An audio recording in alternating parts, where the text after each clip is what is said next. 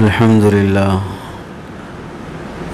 لله نحمده ونستعينه ونستغفره ونؤمن به ونتوكل عليه ونعوذ بالله من شرور أنفسنا ومن سيئات أعمالنا من يهده الله فلا مضل له ومن يضلله فلا هادي له ونشهد أن لا إله إلا الله ونشهد أن محمدا عبده ورسوله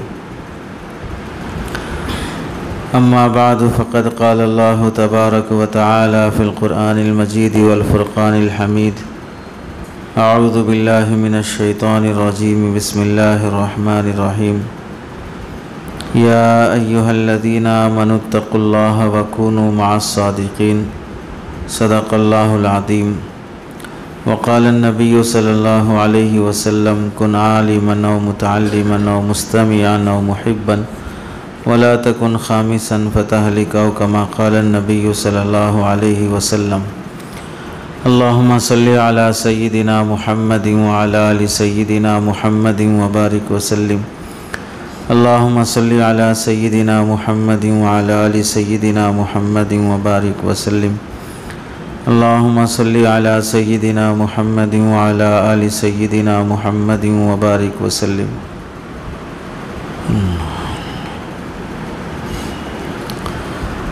میرے محترم عزیزوں، بزرگوں اور دوستوں، آج آپ حضرات کے سامنے جس عنوان پر گفتگو کرنے کی خاطر حاضری ہوئی ہے، موجودہ زمانے میں ہمارے ملک میں ہو یا پوری دنیا میں ہو، فتنوں کا ایک سیلاب ہے۔ فتنہ کہتے ہیں آزمائش کو۔ فتنے کا مطلب ہے آدمی صحیح اور غلط کی پہچان سے محروم ہو جانا، کہ میں جو راستہ اختیار کر کے چل رہا ہوں وہ صحیح راستہ ہے کہ غلط راستہ ہے۔ آدمی چلتے رہتا ہے، اسے خود نہیں معلوم ہوتا کہ میں گمراہی کے اور غلط راستے پہ چل رہا ہوں۔ کئی فتنے اس طرح کے ہمارے ملک میں اور دیگر ممالک میں جسے ہم فتنہ سمجھے بغیر ہی اختیار کر رہے ہیں۔ ایسے فتنوں کے موقع پر ہم مسلمانوں کی کیا ذمہ داری ہوتی ہے؟ بنیادی طور پر فتنے دراصل دیکھیے دو طرح کے ہوتے ہیں۔ ایک طرح کا فتنہ ہوتا ہے شہوات کا، دوسرا فتنہ ہوتا ہے شبہات کا۔ شہوات کا فتنہ، مال کی محبت میں ایک دوسرے سے خون کے پیاسے بن رہے ہیں، چچا بھتیجے کا، بھتیجا چچا کا قتل کر رہا ہے۔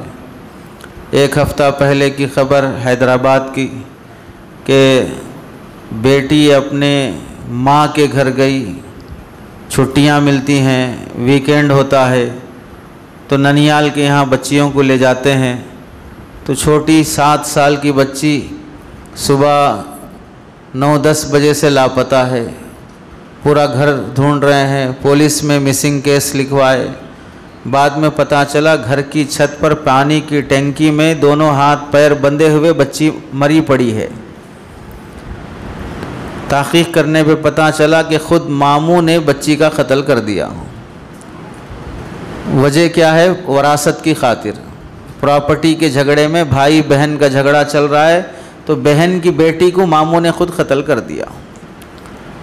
یہ مسلمان گھر میں ہو رہا ہے۔ باپ کے انتقال کے بعد چچا اور بھتیجے میں 100 گز زمین کی خاطر جھگڑا ہو گیا تو بھتیجے نے چچا کا قتل کر دیا۔ یہ بہت معمولی ہو گیا مال کا فتنہ۔ تو فتنے کی ایک قسم ہے شہوات کا فتنہ۔ شہوات کا مطلب خواہش کسی کو مال کی ہوتی ہے تو مال کی خاطر مرڈر کر دیتا ہے۔ دنگے فسادات ہوتے ہیں کسی بھی جگہ پر، دلی میں ہو، ہریانہ میں ہو، نوح میں ہو، کہیں بھی ہو، تو وہاں پر 5-10 ہزار کے لیے غنڈے مل جاتے ہیں، آتے ہیں، دنگا کرتے ہیں، پھر چلے جاتے ہیں۔ اب پولیس جن کو پکڑ کے اندر کر دیتی ہے وہ علاقے کے لوگ ہوتے ہیں، وہ رہتے بھی نہیں ہیں یہاں پر۔ غیر بے قصور لوگوں کو اندر کر دیا جاتا ہے اور جو غنڈے ہیں وہ نکل جاتے ہیں ہاتھ سے۔ تو چند پیسوں کی خاطر آدمی دوسرے کی جان لے لیتا ہے۔ یہ شہوات کا فتنہ ہے، مال کی خواہش میں مبتلا ہے۔ دوسرا شہوات کے فتنوں میں سے عہدے کا فتنہ، کسی کو سیاسی لیڈر بننے کا بھوت سوار رہتا ہے، کسی کو صدر بننے کا بھوت سوار ہے، کمیٹی کا ممبر بننے کا بھوت سوار ہے، MLA بننے کا بھوت سوار ہے، کارپوریٹر بننے کا بھوت سوار ہے۔ اس کی خاطر رشوت دینا ہو، دوسرے کو راستے سے ہٹانا ہو، کیسز کر دینا ہو، جھوٹے الزامات لگانا ہو، کسی کی عزت اچھالنا ہو، کچھ بھی کرنا ہو کر لیں گے، لیکن پوسٹ حاصل کر کے رہیں گے۔ یہ بھی شہوات کا فتنہ ہے، مسلمانوں میں بہت چل رہا ہے، عہدوں کے خاطر ایک دوسرے کے خون کے پیاسے، عزت کے پیاسے ہو جانا۔ کسی کو زمین جائیداد کی بہت خواہش ہوتی ہے، اس کی لینڈ ہڑپ کر گیا، اس کی زمین قبضہ کر لیا، اس کی پراپرٹی قبضہ کر لیا، جھوٹے پیپر بنا لیا۔ لینڈ مافیا ایسے ہی تھوڑے بنتے ہیں، پہلے زمین کی خواہش پیدا ہوتی ہے، پھر وہ مافیا بنتے ہیں۔ تو یہ شہوات کا فتنہ ہے۔ کسی کو شراب کا نشہ چڑھتا ہے، کسی کو لڑکی بازی کا نشہ چڑھتا ہے، شادی کے بعد بھی، بچے ہونے کے بعد بھی زنا اور گندی حرکتوں میں مبتلا ہے۔ تو شہوات کے فتنے کی لمبی فہرست ہے، کس کو کیا شہوت ہے، کیا خواہش ہے، اس خواہش کی خاطر وہ کہاں تک گر سکتا ہے، انسان سے جانور کب تک بن سکتا ہے، وہ ایک فتنے کی لمبی فہرست ہے شہوات کے فتنے کی۔ اس پر اگر کسی کو مطالعہ کرنا ہو، حضرت مولانا احمد ومیز صاحب دامت برکاتہم کی کتاب ہے موجودہ دور کے فتنے اور ان کا علاج، اس میں سارے فتنوں کی تفصیل ذکر ہے، ہر فتنے کے اسباب کیا ہیں، اس فتنے کا حل کیا ہے، احادیث کی روشنی میں۔ دوسرا فتنہ ہے شبہات کا فتنہ۔ شبہات کسے کہتے ہیں؟ ڈاؤٹس۔ اللہ کے بارے میں شک ہو رہا ہے، رسول اللہ کے بارے میں شک ہو رہا ہے، جنت جہنم کے بارے میں شک ہو رہا ہے، قبر کے عذاب آخرت کے بارے میں شک ہو رہا ہے۔ آدمی اسلام کو سمجھنے کے لیے اپنی عقل کو بیس بنا رہا ہے، میری عقل میں سمجھ میں آیا تو میں مانوں گا، نہیں تو نہیں مانوں گا۔ اگر یہی سمجھنے کا بیس ہے تو ہمارا پیدا ہونا خود عقل میں نہیں آتا، تو کیوں پیدا ہو گئے؟ پھر مر جانا چاہیے، رہنا ہی نہیں چاہیے۔ مثال اگرچہ کہ تھوڑی نامناسب ہے، لیکن ایسے عقل والوں کو سمجھانے کے لیے یہی مثال اچھی ہے۔ کیا مثال؟ حضرت حکیم الامت اشرف علی تھانوی رحمۃ اللہ علیہ فرماتے ہیں، اگر اپنی عقل کے بیس پر آپ صحیح غلط کا فیصلہ کریں گے، اللہ اور اس کے رسول کی باتوں کو بیس نہیں بنائیں گے، اپنی عقل کو بیس بنائیں گے، تو پھر ہم اور آپ سوچیں انسان کے پیدا ہونے کا طریقہ اچھا ہے کہ خراب ہے؟ انسان کہاں سے پیدا ہوتا ہے؟ کیسے پیدا ہوتا ہے؟ مرغی کا بچہ عزت سے انڈے میں سے نکل رہا ہے، وہ غلاظت کے راستے سے تو نہیں نکل رہا ہے۔ انڈے سے نکلنے والے جانور ہم سے اچھے طریقے سے پیدا ہو رہے ہیں، انسان تو گندی جگہ سے نکل رہا ہے، گندے پانی سے پیدا ہو رہا ہے۔ تو اگر یہی بیس ہے کہ آدمی کی عقل میں آئے تو اچھا ہے، تو پھر تو گندی جگہ سے پیدا ہو رہے، تو پیدا ہی نہیں ہونا چاہیے، حلال طریقے سے ہوئے کہ حرام طریقے سے ہوئے۔ تو ہماری عقل بنیاد نہیں ہوتی کسی چیز کو اچھے اور برے سمجھنے کے لیے، اللہ اور اس کے رسول کی شریعت بنیاد ہوتی ہے کسی چیز کو اچھا اور برا سمجھنے کی خاطر۔ شبہات کا فتنہ، آدمی قرآن، حدیث، دین، شریعت کے بارے میں ڈاؤٹس کرنے لگ جانا، عقل میں آئے تو ماننا، نہیں تو نہیں ماننا، یہ شبہات کا فتنہ ہے۔ شبہات کے فتنے کی ایک دوسری صورت یہ ہے کہ آدمی قرآن حدیث کو ماننے کے لیے جس سے سننا اور جس سے سمجھنا ہے اس سے نہیں سمجھ رہا ہے، نااہل سے سمجھ رہا ہے۔ اس کی مثال ایسے ہے، ہم میں بہت سے لوگ اب تو ریڈی میڈ کپڑے پہن رہے ہیں، جب تک کپڑے سلا کر پہنتے تھے تو انجینئر صاحب سے سلاتے تھے کہ ٹیلر سے سلاتے تھے؟ ٹیلر سے سلاتے تھے۔ کامن سینس اتنی ہے کہ کپڑے ٹیلر سیتا ہے، انجینئر نہیں سیتا ہے۔ بیمار ہو گئے تو بخار وغیرہ کے لیے علاج انجینئر سے کراتے تھے کہ ڈاکٹر سے کراتے تھے؟ ابھی بھی کس سے کراتے ہیں؟ ڈاکٹر سے کراتے ہیں۔ اتنی عقل ہے کہ اگر جان بیمار پڑ جائے تو ایسے موقع پر ڈاکٹر سے ہی کرانا چاہیے، اگر ایرے غیرے سے کراؤ گے تو پھر زندہ رہنے کے بجائے جلدی مر جاؤ گے۔ چاقو تو قصاب کے ہاتھ میں بھی ہوتی ہے، چاقو سیزرنگ کرنے والے ڈاکٹر کے پاس بھی ہوتی ہے، دونوں کے ہاتھ میں چاقو ہوتی ہے، ایک چاقو جان لینے کے واسطے، ایک چاقو جان بچانے کے واسطے ہے۔ قصاب کے ہاتھ میں چاقو دیکھ کر آدمی تھوڑا دور ہی رہتا ہے، بازو ہٹو تھوڑا چاقو لگ نہ جائے، اور ڈاکٹر کو پیسے دے کر لیٹ جاتا ہے، کاٹو جہاں کاٹنا ہے، چونکہ معلوم ہے کہ ایک جان لینے کے لیے چاقو ہاتھ میں لیا اور ایک جان بچانے کے لیے چاقو ہاتھ میں لیا ہے۔ تو آدمی بیمار ہوتا ہے تو اسے معلوم ہے کہ علاج مجھے ڈاکٹر سے کرانا ہے۔ اگر کوئی مقدمہ ہے، کیس چل رہا ہے زمین کا، پراپرٹی کا یا خلا طلاق کا کوئی بھی مسئلہ ہے، تو ایسے موقع پر آدمی کسی ایڈوکیٹ سے جا کر اس سے ایڈوائز لیتا ہے، اس سے رائے مشورہ کرتا ہے۔ ایسے موقع پر کسی حکیم صاحب کے پاس نہیں جاتا کہ میرا فلاں مسئلہ ہے، کیا کرنا چاہیے۔ تو ایسے ہی بالکل قرآن حدیث کے مسئلوں کے بارے میں قرآن کی خاطر، حدیث کی خاطر جنہوں نے اپنی زندگیاں کھپا دی، حدیث اور قرآن سمجھنے کے لیے ان کے پاس نہیں جا رہا ہے۔ کوئی بھی ڈاکٹر، کوئی بھی انجینئر، کوئی بھی ٹیچر، کوئی بھی آدمی بیٹھ کر قرآن سمجھانا شروع کر دے، اس کی سن کر کہہ رہا کہ نہیں وہ صحیح سمجھا رہے ہیں، وہ صحیح بتا رہے ہیں۔ ہمارا نہیں، دنیا کے کسی بھی ملک کا قانون یہ ہے کہ قانون پڑھے بغیر تم قانون کی تشریح نہیں کر سکتے۔ ایڈوکیٹ ہے، اگر وہ 4 سال 3 سال تک وہ لا نہیں پڑھے گا اور کالا کوٹ پہن کے عدالت میں چلے جائے گا، جوتے مار کے باہر نکالیں گے۔ تمہارے پاس ڈگری ہے کیا؟ صرف کالا کوٹ پہن لینے سے تم ایڈوکیٹ کہلاؤ گے؟ اگر کوئی 5.5 سال تک محنت کر کے وہ ڈاکٹری نہیں کیا، MBBS نہیں پڑھا، اور وہ ڈاکٹر کا سفید کوٹ پہن کے ہاسپٹل چلے جائے، جوتے مار کے باہر نکالیں گے۔ کیا کرنے آئے یہاں پر؟ صرف سفید کپڑے پہن لینے سے ڈاکٹر نہیں ہو جاتے۔ ایسے ہی اگر کوئی آدمی کچھ عرصہ قرآن حدیث سمجھنے کے لیے اپنے آپ کو فارغ نہیں کیا اور صرف پگڑی پہن کر، ٹوپی پہن کر قرآن ہاتھ میں لے کے سمجھانے کے لیے بیٹھ گیا، تو لوگ یہ کہتے ہیں کہ کیا قرآن حدیث پر صرف علماء کی اجارہ داری ہے، ہم نہیں سمجھا سکتے، قرآن ہمارا نہیں ہے۔ تو وہاں عقل کہاں ماری گئی تھی جب ڈاکٹر کو جوتے مار کے بھگا رہے تھے، جب انجینئر کو بھگا رہے تھے کہ تم پڑھے بغیر کیسے لا سمجھانے آ گئے، پڑھے بغیر کیسے ٹریٹمنٹ کرنے آ گئے۔ ایسے ہی یہاں پر بھی قرآن حدیث بیسک اصول سے اور گرامر سے سمجھے بغیر تم سمجھانے کیسے آ گئے؟ دنیا کا بنایا ہوا قانون، مسلمانوں کا نہیں، ہندوؤں کا، کافروں کا بنایا ہوا قانون سمجھانے کے لیے پڑھنا پڑے گا، پھر سمجھائے گا تو ایڈوکیٹ ہونے کی ڈگری ملے گی۔ اللہ کا قانون جو قیامت تک کے لیے ہے، اسے سمجھانے کے لیے کوئی پڑھنے کی ضرورت نہیں، کوئی گرامر کی ضرورت نہیں، کوئی بیسک نالج کی ضرورت نہیں ہے۔ تو یہ شبہات کا فتنہ ہے کہ تم سمجھے بغیر سمجھانے چلے ہو، تو اس سے گمراہی پھیلے گی۔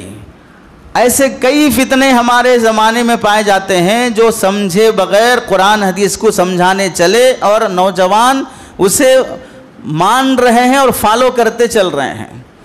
کہیں پر غامدی کا فتنہ ہے، سود بھی جائز ہے، شراب بھی جائز ہے، اور زکوٰۃ کوئی خاص اہم ضروری نہیں ہے، بنیادی ارکان کا اسلام کا انکار کر دے، داڑھی رکھنا کوئی ضروری نہیں ہے، فلاں مسئلہ کوئی ضروری نہیں ہے، جنت جہنم کا کوئی اتنا بڑا مسئلہ نہیں ہے۔ یعنی ایک جاہل سمجھا رہا ہے جس کے چہرے سے یہودیت ٹپک رہی ہے، پھر بھی مان رہا ہے آدمی۔ نبی علیہ السلام اور صحابہ کی شان میں گستاخی کر رہا ہے کوئی بیٹھ کر انجینئر، اور لوگ نوجوان اسے اپنا مقتدا بنا رہے ہیں، ہیرو مان رہے ہیں۔ اور تو اور تعجب کی بات یہ ہے کہ پڑوس ملک سے ایک آدمی پورا کلمہ بدل دیا، لا الہ الا اللہ محمد الرسول اللہ کی جگہ پر نعوذ باللہ اس نے کلمہ بنایا لا الہ الا اللہ گوہر شاہی رسول اللہ۔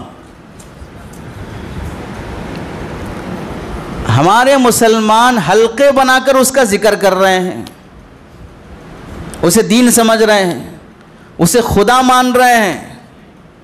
ایک انسان جو مر کے چلا گیا ہماری طرح انسان ہے، اسے مسلمانوں کا ایک طبقہ خدا مان رہا ہے۔ تو شبہات کا فتنہ کتنے سالوں سے، ہم جب بنگلور میں پڑھتے تھے، چھوٹے تھے، اس موقع پر ہمارے پڑھنے کے زمانے میں بنگلور میں ایک عورت نے نبی ہونے کا دعویٰ کیا تھا، اس کا نام تھا روحی ماں۔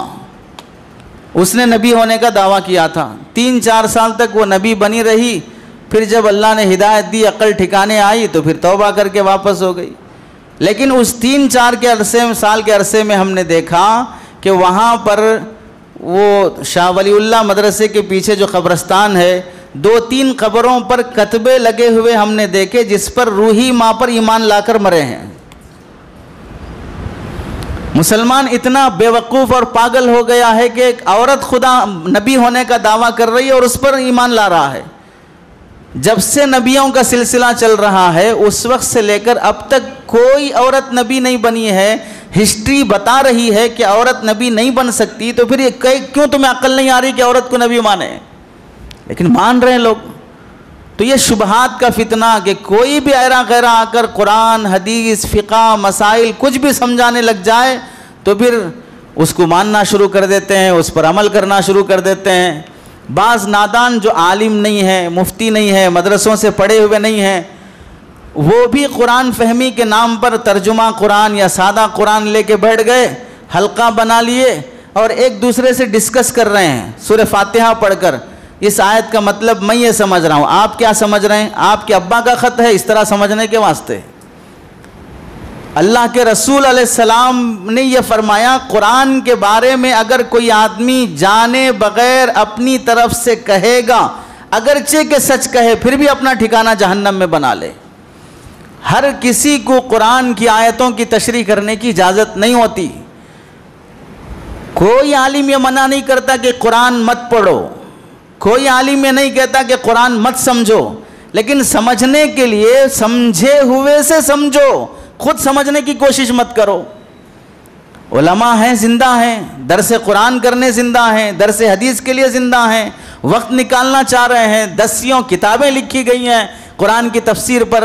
مستند تفسیر کسی عالم کے پاس بیٹھ کے سمجھ لو، اپنے خاندان کو جمع کر لو، ہفتے میں ایک بار مولانا کا وقت لو اور پورے خاندان کو جمع کر کے قرآن کا درس وہاں پر چلاؤ۔ لیکن جس سے سمجھنا ہے اس سے سمجھے گا تو صحیح قرآن سمجھے گا، نہیں ہوگا تو پھر آدمی قرآن کے ذریعے سے ہی گمراہ ہوگا۔ اس کی مثال فتاوی رحیمیہ ایک کتاب ہے حضرت مولانا عبد الرحیم صاحب لاجپوری رحمۃ اللہ علیہ کی۔ اس میں حضرت نے کئی مثالیں لکھی ہیں۔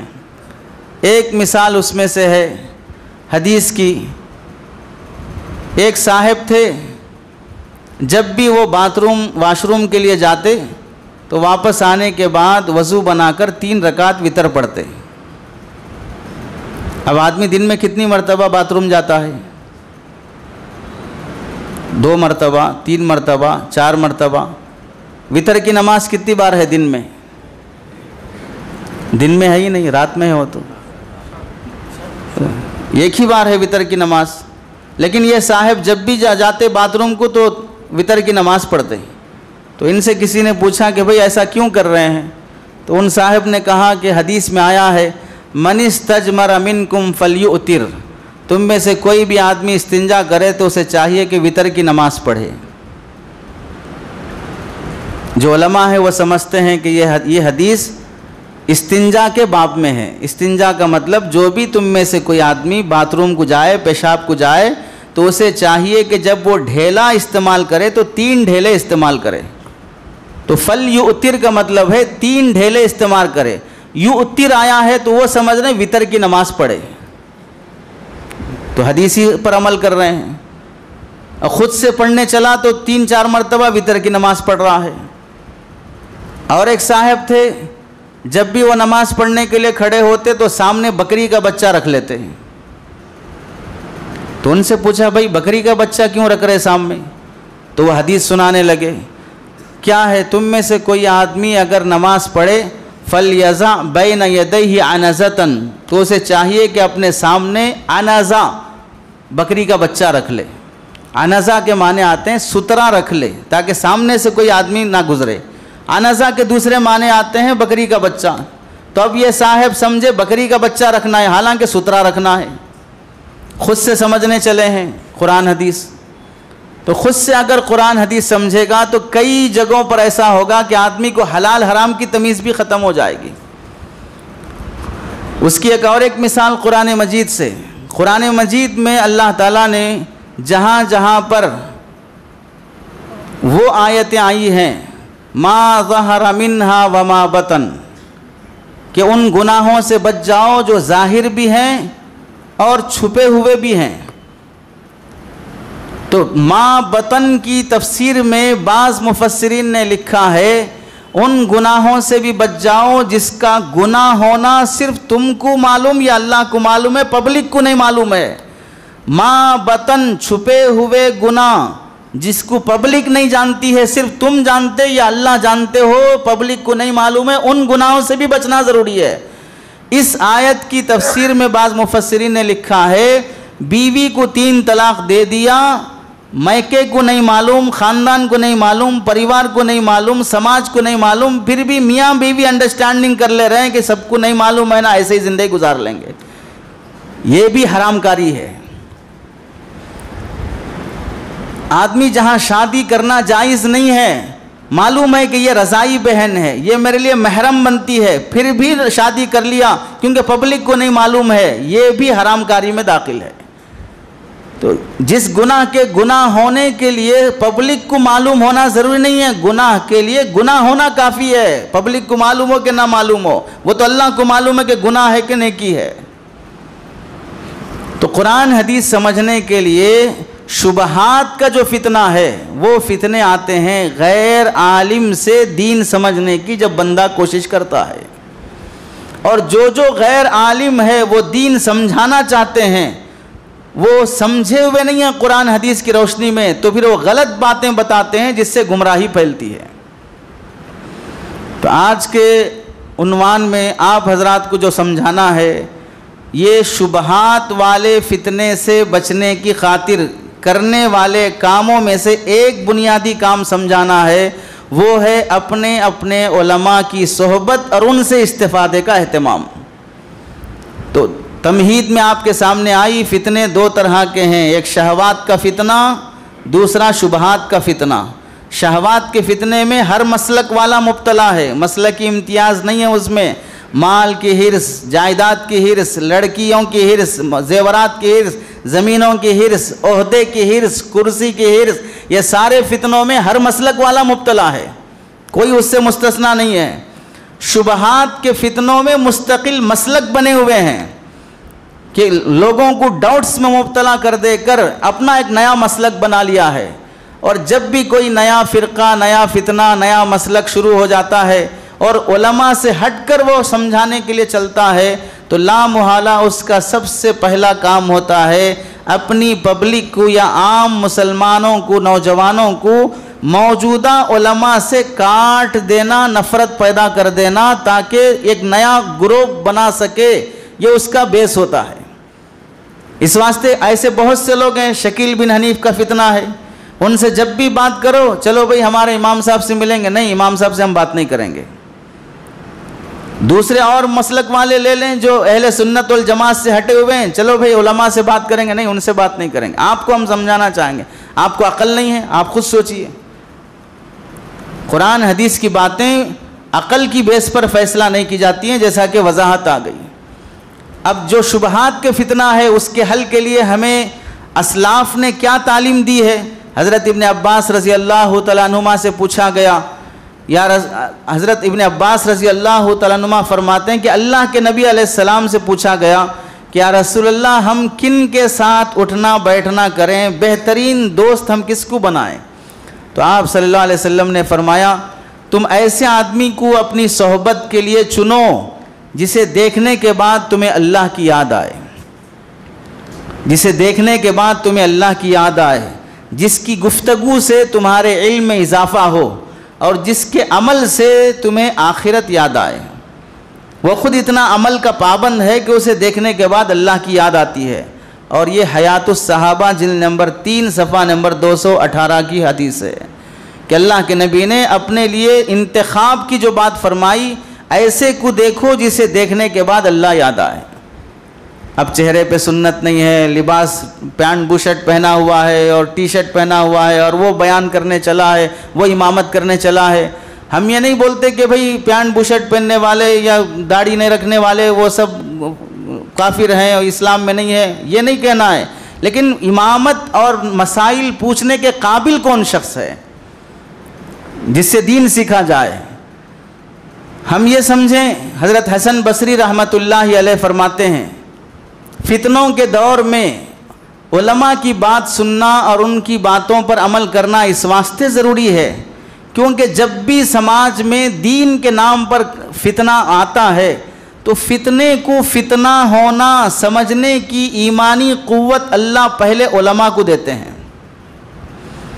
غیر عالم کو یہ قوت نصیب نہیں ہوتی کہ فتنہ ہے، الا یہ کہ وہ علماء کی صحبت اتنی پایا ہو کہ وہ سمجھ سکے علماء کی صحبت کے نتیجے سے کہ فتنہ ہے، تو پھر وہ متوجہ ہو سکتا ہے۔ چنانچہ حضرت حسن بصری رحمۃ اللہ علیہ فرماتے ہیں الفتنۃ اذا اقبلت عرفها كل عالم، فتنہ جب پیدا ہوتا ہے سماج میں تو سب سے پہلے عالم اسے پہچان لیتا ہے کہ یہ فتنہ ہے۔ وَإِذَا أَدْبَرَتْ عَرَفَهَا كُلُّ جَاهِلٍ، اور جاہل کو کب پتہ چلتا ہے؟ جب فتنے میں مبتلا ہو چکا اور وہ فتنہ ختم ہونے کے قریب ہے اور خود فتنے میں مبتلا ہے، تب پتہ چلتا ہے کہ ہاں میں فتنے میں مبتلا تھا۔ اسے فتنے کا احساس شروع میں ہوتا نہیں ہے۔ اس واسطے ہم کہا کرتے ہیں پہلے سے بھی کہ وائرس کے زمانے میں، جیسے لاک ڈاؤن میں کرونا وائرس تھا یا جو بھی وائرس موقع سے آتا رہتا ہو، وائرس کے زمانے میں ڈاکٹروں کی سنو جان بچے گی، فتنوں کے زمانے میں علماء کی سنو ایمان بچے گا۔ وائرس کے زمانے میں ڈاکٹروں کی سنو جان بچے گی، فتنوں کے زمانے میں علماء کی سنو ایمان بچے گا۔ اگر وائرس کے زمانے میں ڈاکٹروں کی نہیں سنے جان جائے گی، فتنوں کے زمانے میں علماء کی نہیں سنے ایمان جائے گا۔ احساس بھی نہیں ہوگا کہ میں کب ایمان سے نکل گیا۔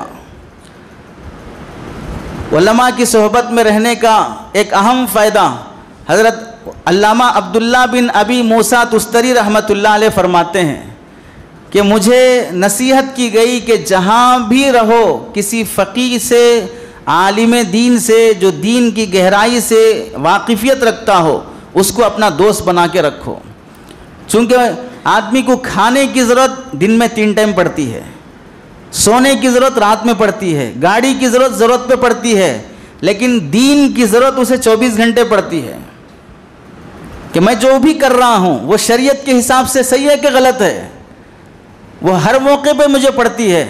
تو اس لیے اپنا دوست اسے بناؤ جو دین کا گہرائی سے علم رکھتا ہو۔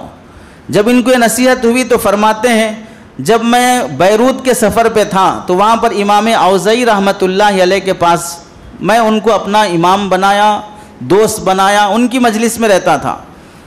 یہ پہلے نوجوان تھے، نو مسلم تھے، ان کو یہ نصیحت ہوئی کہ علماء کی صحبت میں رہو، تو انہوں نے امام اوزاعی رحمۃ اللہ علیہ کی صحبت کو اپنایا۔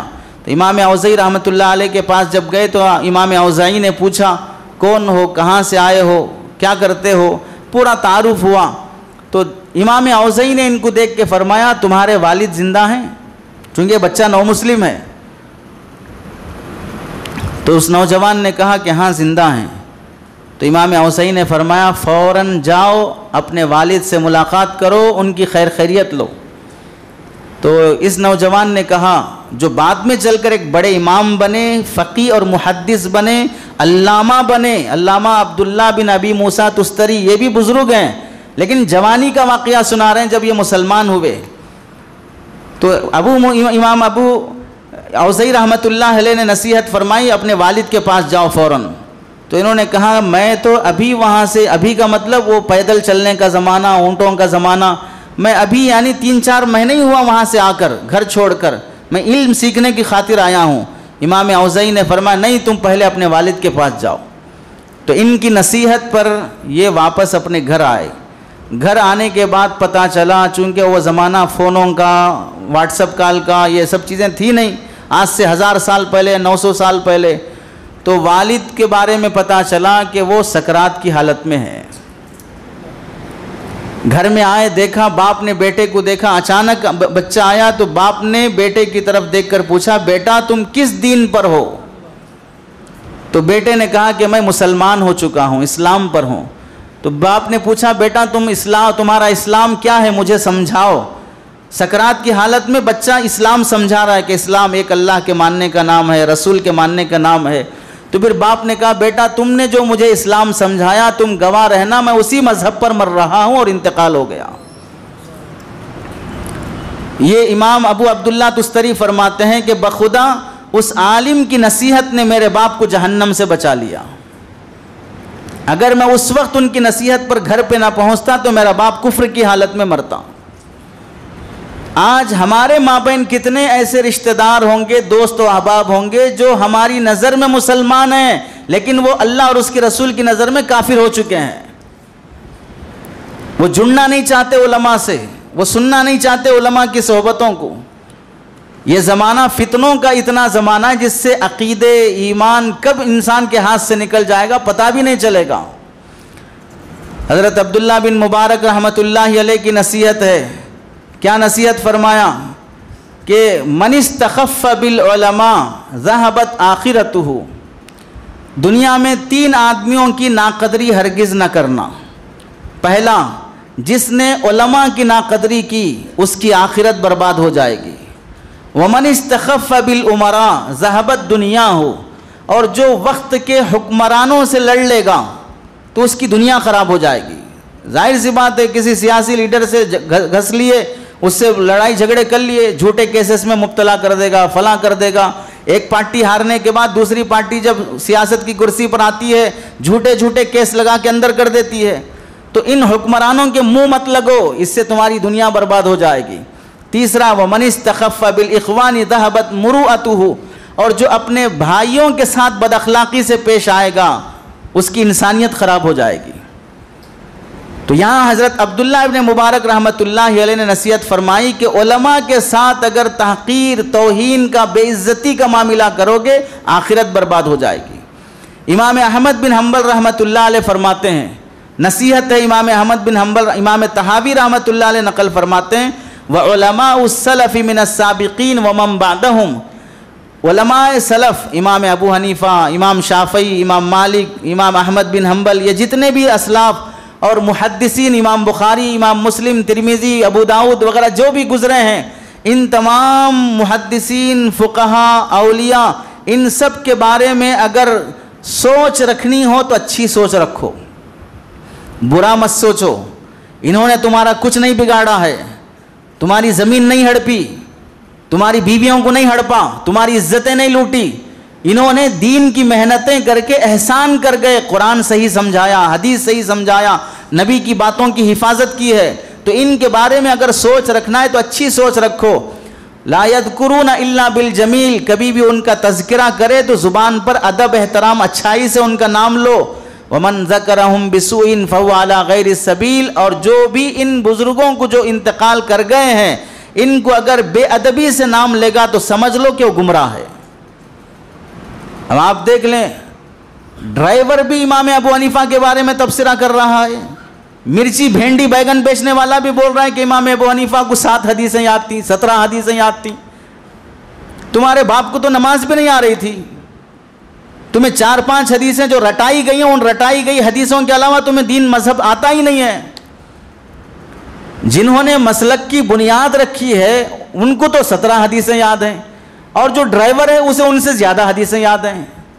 جنہوں نے ساری زندگی، آپ سمجھیں امام ابو حنیفہ رحمۃ اللہ علیہ کی فقہ کی جو ٹیم تھی اس کے بارے میں علماء نے لکھا ہے، ان کی ٹیم نے جتنا عرصہ بھی کام کیا ہے 83,000 مسائل انہوں نے قرآن حدیث سے نکالے۔ کتنے ہزار مسائل؟ 83,000، 83,000 مسائل انہوں نے قرآن حدیث کی روشنی میں لکھ کر مرتب کیے ہیں۔ ملک آزاد ہونے کے بعد انڈین لا جو بنا ہے، جمہوری قانون، اس میں کتنے سورماؤں کو رکھا گیا، اور یہ پورا ایکٹ بننے کے لیے 2 سال سے زائد کا عرصہ گزرا، اور یہ ایکٹ پورا بننے کے واسطے 2 سال سے زائد کے عرصہ ہونے کے بعد بھی آج بھی اس ایکٹ کے بارے میں جھگڑے چلتے رہتے ہیں۔ یہ ایکٹ میں یہ داخل ہے کہ نہیں ہے، اس کا مطلب کیا ہے، اس کا یہ کیا ہے، اس کا وہ کیا ہے۔ ان فقہا نے اتنا احسان کیا کہ 1300 سال پہلے جو قانون بنا کے گئے، آج بھی اللہ کے کرم سے نئے نئے مسائل اس میں سے نکال کر امت کی رہبری کی جا رہی ہے۔ تو اس کے بارے میں لکھا کہ ان علماء کے بارے میں کبھی بھی تذکرہ کرو تو برائی کے ساتھ تذکرہ مت کرو ورنہ گمراہ ہو جاؤ گے۔ امام احمد بن ازرائی رحمۃ اللہ علیہ فرماتے ہیں الوقیۃ فی اہل العلم لا سیما اکابرہم من کبائر الذنوب، اکابر علماء جو دنیا سے انتقال کر گئے ہیں، ان علماء کے بارے میں حقارت، ذلت اور گھٹیا زبان استعمال کرنے والے در حقیقت وہ گناہ کبیرہ کے مرتکب ہیں، بڑے بڑے گناہوں کے مرتکب ہیں۔ اسی واسطے حضرت ہلال بن خباب رحمۃ اللہ علیہ تبع تابعین میں سے ہیں، یہ فرماتے ہیں کہ حضرت سعید بن جبیر رحمۃ اللہ علیہ سے کسی نے پوچھا لوگوں کی بربادی کی علامت کیا ہے، کہ لوگ کب برباد ہو جائیں گے، کب ہلاک ہو جائیں گے؟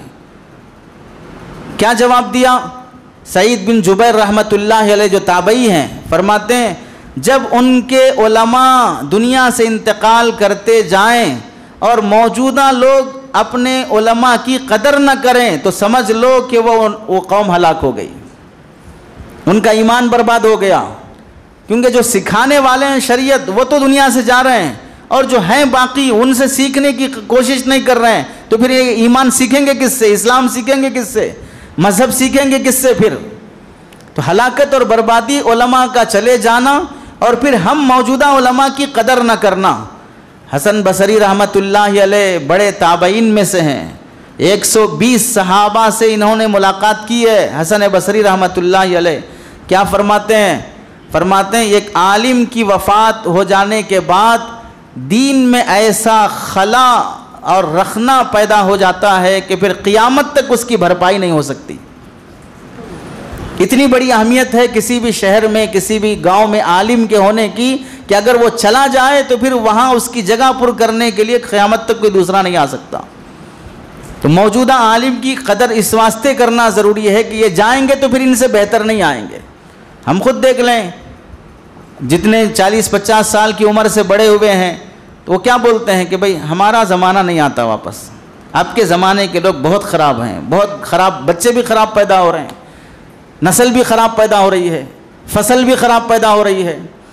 تو اب کے زمانے کی ہر چیز کو ہم برا بولتے ہیں، ہم سے جو پہلے گزر گئے وہ ہم سے اچھے تھے۔ تو ظاہر سی بات ہے کہ جو ہم اب اس کے بعد آئیں گے اور خراب آئیں گے، اس کے بعد آئیں گے اور خراب آئیں گے۔ نبوی زمانے سے جتنا دور ہوتے جائیں گے اتنے خراب ہی آئیں گے۔ حضرت ابو قلابہ رحمۃ اللہ علیہ فرماتے ہیں، یہ سب تبع تابعین میں سے ہیں، روئے زمین پر آسمان میں ستارے جیسا لوگوں کی روشنی کے ذریعے سے لوگوں کی رہبری کرتے ہیں، زمین پر علماء گویا کہ شریعت کے ستارے ہیں، یہ دنیا میں لوگوں کے صحیح راستے کی رہبری کرتے ہیں۔ آسمان پر ستارے جیسا لوگوں کی صحیح رہبری کرتے ہیں۔ پہلے زمانے میں لوگ راستے تلاش کرنے کے لیے ستارے دیکھ کے راستوں کا منزل کا پتہ معلوم کرتے تھے۔ فرماتے ہیں دنیا میں علماء زمین کے ستارے ہیں، ان کے ذریعے سے صحیح اور غلط راستے کا پتہ چلتا ہے، اس واسطے ان کی صحبت ہرگز نہ چھوڑی جائے۔ امام زہری رحمۃ اللہ علیہ فرماتے ہیں کہ جب کسی عالم کے پاس جاؤ تو وہاں جانے کے بعد اس سے علم سیکھنے کے ساتھ ساتھ اس سے ادب زیادہ سیکھو، علم سیکھنے کے ساتھ ساتھ ادب زیادہ سیکھو۔ ہوتا کیا ہے، ہم میں سے بعض لوگ اللہ کے کرم سے دیندار بن گئے، چاہے وہ دعوت تبلیغ کی محنت ہو، علماء کی محنت ہو، بزرگوں کی محنت ہو، کسی بھی وجہ سے دینداری آ گئی تو ایک خناس یہ پیدا ہو جاتا ہے کہ اب ہم علماء سے بہتر ہیں، ہم ان سے اچھا کام کرتے ہیں، وہ کیا دین کا کام کر رہے ہیں، ہم ان سے زیادہ بہتر دین کا کام کر رہے ہیں۔ اس کو ہم ایسا بھی سمجھ سکتے ہیں کہ اگر کوئی آدمی قرآن مجید اچھا پڑھنے لگ جائے، اچھی بات ہے، لیکن وہ یہ کہے کہ قرآن مجید جیسے میں پڑھتا ہوں وہی صحیح ہے، باقی سب غلط ہے، تو اب آپ اننت پور میں رہ کے صحیح پڑھیں گے، باقی حیدرآباد میں آپ کے ابا حضور آئیں گے پڑھانے کے واسطے، وہاں پھر کون قرآن پڑھائے گا؟ آپ ہی صحیح ہے نا، تو اس کے علاوہ کوئی دوسرا صحیح نہیں ہے، تو وہاں کون آئے گا صحیح پڑھانے کے واسطے؟ پھر بنگلور میں کون آئے گا صحیح پڑھانے کے واسطے؟ دوسرے ملکوں میں کون جائے گا؟ اور سارے ملک والے آپ کے پاس تھوڑی آئیں گے پڑھنے کے واسطے، تو جب یہ ظام پیدا ہو جاتا ہے کہ میں ہی صحیح کر رہا ہوں، دوسرے ہم سے صحیح نہیں کر رہے ہیں، تو یہاں پر یہ شخص بے ادب بن گیا۔ تو امام زہری نے نصیحت فرمائی کہ علماء کا سب سے پہلے ادب سیکھو۔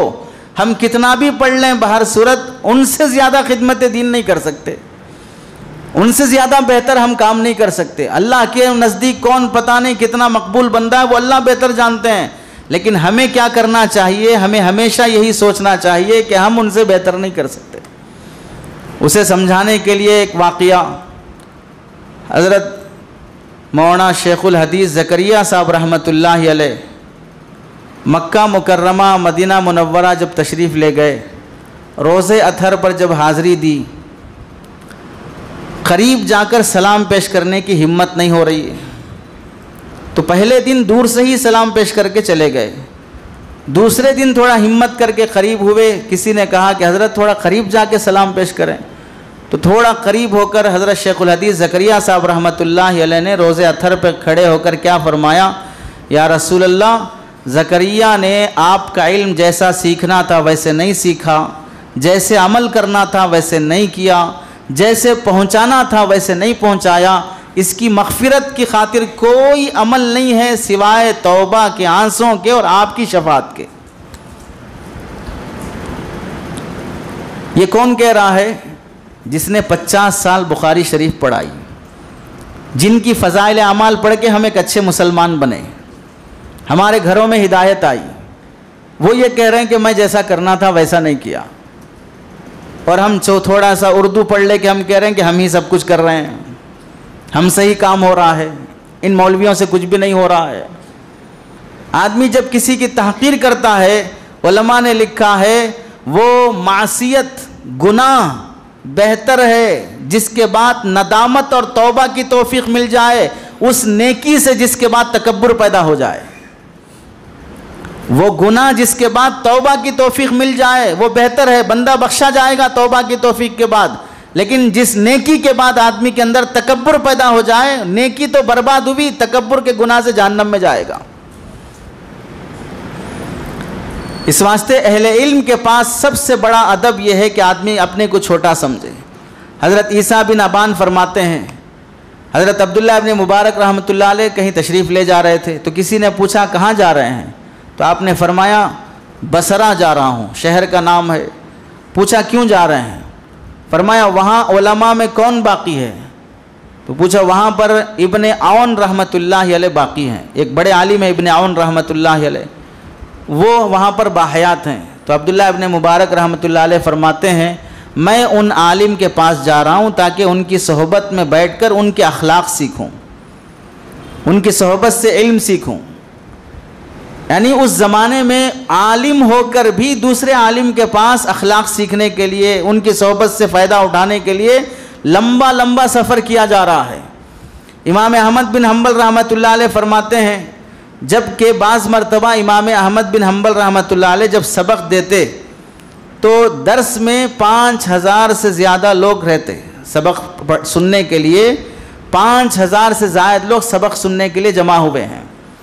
تقریباً 500 لوگ ایسے ہوتے جو امام احمد بن حنبل جو حدیثیں بیان فرماتے وہ لکھتے رہتے، اور 500 لوگوں کے علاوہ جو 4500 لوگ ہیں وہ صرف اور صرف امام احمد بن حنبل کی مجلس میں ادب اور اخلاق سیکھنے کے لیے آتے ہیں کہ ہم ان سے اخلاق سیکھیں، ان سے ادب سیکھیں۔ امام ابو بکر بن المتوعی رحمۃ اللہ علیہ فرماتے ہیں میں 12 سال تک امام احمد بن حنبل رحمۃ اللہ علیہ کے ساتھ رہا، ان 12 سالوں میں نے کوئی حدیث نہیں لکھی امام احمد بن حنبل سے، صرف اور صرف ان سے ادب اور اخلاق سیکھتے رہا۔ اور اس وقت سب سے زیادہ ضرورت ہم مسلمانوں کو ادب اور اخلاق کی ہے۔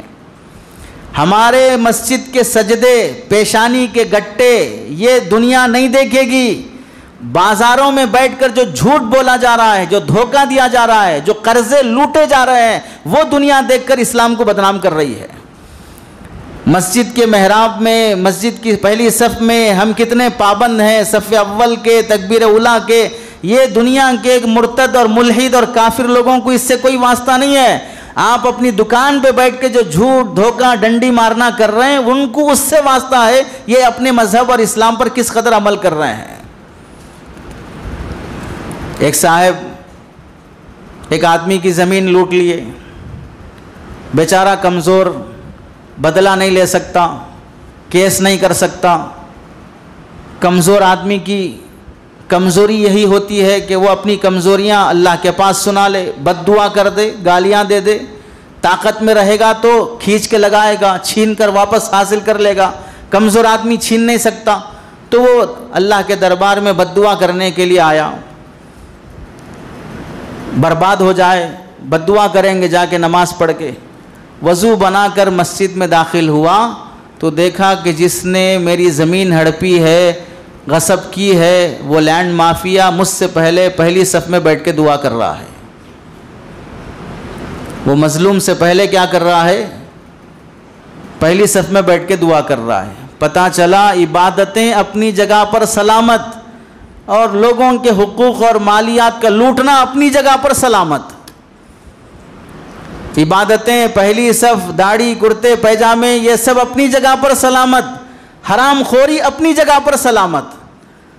ان عبادتوں کی حفاظت نہیں ہوگی جب تک کہ آدمی معاملات میں صاف ستھرا نہیں ہوگا۔ ان عبادتوں کا ثواب غارت ہو جائے گا جب تک آدمی اپنے پاس کسی کا ایک پائی بھی محفوظ کر کے رکھے گا۔ حضرت فضیل بن عیاض رحمۃ اللہ علیہ بڑے بزرگوں میں سے ہیں، اولیاء میں سے ہیں۔ ایک دن اپنے بچے کو دیکھا، اس زمانے میں دینار اور درہم تھے، سونے چاندی کے سکے، تو بچہ وہ دینار درہم کے سونے چاندی کے سکوں کو دھو رہا ہے۔ تو انہوں نے پوچھا، بیٹا تمہیں مال سے اتنی محبت ہو گئی؟ اسے ہم سمجھیں، ہم جب چھوٹے تھے، ابو یا چاچا ہمیں کوئی نوٹ دیں اور وہ جھلیاں ہو گئی تو استری سے اسے پریس کر کے کڑک بنا لیتے تھے کہ میرے پاس کڑک نوٹ ہو۔ یہ محبت کی علامت ہوتی تھی پیسوں سے۔ تو انہوں نے پوچھا کہ بیٹا تم کو پیسوں سے محبت ہو گئی کہ دھو رہے ہو؟ تو بیٹے نے کہا کہ ابا جان پیسے کی محبت میں نہیں دھو رہا ہوں، یہ اشرفیاں دینے کا جو رواج تھا، جیسے آج بھی سونا چاندی گن کے نہیں دیتے، تول کے دیتے ہیں، اتنے گرام، اتنے تولے، تو سونا چاندی تول کے دیتے ہیں۔ تو اس زمانے میں بھی دینار درہم تول کے دیے جاتے تھے۔ تو اس میں جو میل لگ گیا ہے وہ جب تولا جائے گا تو یہ اشرفیاں وزن میں زیادہ آ جائیں گی۔ تو وہ میل صاف کر رہا ہوں تاکہ کسی مسلمان کو دھوکہ نہ ہو۔ اشرفیوں کا وہ میل صاف کر رہا ہوں تاکہ کسی مسلمان کو دھوکہ نہ ہو۔ تو امام فضیل ابن عیاض رحمۃ اللہ نے فرمایا، بیٹا جو ایک مسلمان کو دھوکہ دینے سے بچانے کے لیے جو تو نے نیک کام کر رہا ہے، وہ 4 پیدل حج کرنے سے اور 20 عمرے کرنے سے افضل ہے۔ 4 حج کرنے سے اور 20 پیدل عمرے کرنے سے افضل ہے۔ اب تو حرام کا لوٹ کے عمرہ کرنے جائیں گے، قبضے کر کے عمرہ کرنے جائیں گے، کمیشن اور حرام طریقے کا لے کر عمرہ کرنے جائیں گے، حرام کی چٹیاں ڈال کر عمرہ کرنے جائیں گے۔ کیا عبادتیں قبول ہوں گی؟ حضرت ابن عجلان رحمۃ اللہ علیہ فرماتے ہیں، جب بھی کوئی مسئلہ آئے تو علماء سے رجوع کرو، اور جب علماء ان مسائل کا حل بتا دیں، ان کا معمول یہ تھا جب انہیں مسئلہ سمجھ میں آ جاتا تو کھڑے ہو کر اس عالم دین کی پیشانی کا بوسہ لیتے، آپ نے میری مشکل حل کر دی، مجھے شریعت پہ چلنا ہے، اب آپ نے وہ مسئلہ بتا دیا تو میں شریعت پہ چل سکوں گا۔ تو گویا کہ آپ کا مسئلہ بتانا میری آخرت حل کر دینا ہے، نہیں عمل کروں گا تو آخرت میں کیسے چلوں گا، کیا ثواب حاصل کر سکوں گا۔ ایسی قدر تھی علماء کے پاس، ان حضرات کے پاس، علماء اکرام کی۔ حضرت ابو الدرداء رحمۃ اللہ علیہ فرماتے ہیں، حضرت عبداللہ ابن مسعود رضی اللہ تعالیٰ عنہ فرماتے ہیں، نصیحت ہے صحابہ اکرام کی اور یہ حیات الصحابہ کی روایت ہے، فرمایا علم اٹھائے جانے سے پہلے علماء کو غنیمت سمجھو اور لازم پکڑ لو۔ علم کا اٹھایا جانا علماء کی موت سے ہوتا ہے۔ جب کوئی عالم دنیا سے چلا جائے گا تو علم بھی اٹھ جائے گا، پھر ہوگا کیا؟ جاہلوں کو اپنا امام بنائیں گے، ان سے مسئلے پوچھیں گے، وہ خود بھی گمراہ ہے اور دوسروں کو بھی گمراہ کرے گا۔ اس واسطے ان علماء کی قدر کر لو۔ اور فرماتے ہیں کل قیامت کے دن علماء کی جو عزت ہوگی، واقعی اور صحیح عالم کی جو عزت ہوگی، علماء کی عزت کل قیامت کے دن جب دیکھی جائے گی تو اللہ کے راستے میں نکل کر شہید ہونے والے، جہاد میں جانے والے شہداء یہ تمنا کریں گے کاش ہم شہید ہونے کے بجائے عالم ہوتے تو ہمیں یہ مقام ملتا تھا۔ اس قدر اللہ تعالیٰ اہل علم کو نوازیں گے۔ اور ہم یہ بھی سمجھیں، آج کل ایک بیماری ہم میں جو عام ہو رہی ہے، فزیکل عالم جو موجود ہے، مفتی صاحب جو موجود ہیں، ان کو چھوڑ کر ٹیکنالوجی کو ہم مفتی صاحب بنائے ہیں۔ اسے ایک بے وقوف گناتا ہے گوگل دامت برکاتہم، یوٹیوب مد ذلہ العالی، واٹس ایپ دامہ ذلہ، فیس بک علیہ الرحمہ، یہ چار حق چار یار ایسا سمجھتے ہیں کہ یہاں سے جو ملا وہی حق ہے، یہاں سے جو آیا وہی حق ہے۔ یہاں ایک بات سمجھیں، غیر عالم سے مسائل پوچھنا، غیر عالم سے مسائل پوچھنا اور اس کے مسئلے پر عمل کرنا، اس کی مثال ایسی ہے جیسے باتھ روم کے لوٹے سے دودھ پینا۔ پانی پینا نہیں کہہ رہے ہیں، دودھ پینا۔ پانی پھر بھی آدمی کسی وجہ سے گوارا کر لے گا، نہانے کے لیے لوٹا نہیں ہے تو باتھ روم کے لوٹے سے نہا لے گا، لیکن دودھ آدمی اچھی گلاس میں ہی انتخاب کرتا ہے، پاک صاف شفاف گلاس میں ہی انتخاب کرتا ہے۔ علم کی مثال بھی دودھ سے ہے۔ اب اگر کسی آدمی کو ایسا خیال بگڑ گیا ہے کہ نہیں اس سے کیا، دودھ ہے، چاہے کس سے بھی پیو، یہ گلاس سے پیو کہ وہ گلاس سے پیو، یہ لوٹے سے پیو کہ وہ لوٹے سے پیو، تو مطلب ہے کہ اس کی فطرت خراب ہو گئی ہے۔ اور یہاں رک کر ایک بات یہ بھی سمجھیں، جو لوگ یہ کہتے ہیں کہ کون بول رہا ہے یہ مت دیکھو، کیا بول رہا ہے یہ دیکھو، یہ بھی ہے ہم میں مشہور، کون بول رہا ہے یہ مت دیکھو، کیا بول رہا ہے یہ دیکھو، یہ بات 100% صحیح نہیں ہے۔ ایک لحاظ سے صحیح ہے اور ایک لحاظ سے غلط ہے۔ شریعت نے ہمیں یہ دکھایا، یہ سمجھایا، کیا بول رہا ہے یہ بھی دیکھو، کون بول رہا ہے وہ بھی دیکھو۔ ہر جگہ پر یہ نہیں چلے گا کیا بول رہا ہے یہ دیکھو بس کافی ہے، کون بول رہا ہے یہ مت دیکھو۔ دلیل کیا ہے اس کی؟ امام اوزاعی رحمۃ اللہ علیہ، یحییٰ ابن معین رحمۃ اللہ علیہ، فن اسماء الرجال کے ماہرین، ان کا کیا کہنا ہے؟ فرماتے ہیں ان ھذا العلم دین فانظروا عمن تأخذون دینکم، یہ علم دراصل خدا اور رسول کا دین ہے، یہ دین تم کس سے حاصل کر رہے اس آدمی کو بھی دیکھو۔ ہر آدمی دین سمجھانے کے قابل نہیں ہوتا ہے۔ امام مالک رحمۃ اللہ علیہ کی نصیحت ہے، کیا فرماتے ہیں؟ ان ھذا العلم هو لحمک ودمک وعنہ تسأل یوم القیامہ فانظر عمن تأخذہ، یہ علم جو تم حاصل کر رہے ہو یہ تمہارے جسم کا گوشت ہے، خون ہے، تمہارے جسم کا حصہ ہے، یہ جو سیکھ رہے ہو یہی تمہارے دماغ میں بیٹھے گا، اسی کے حساب سے تم عمل کرو گے۔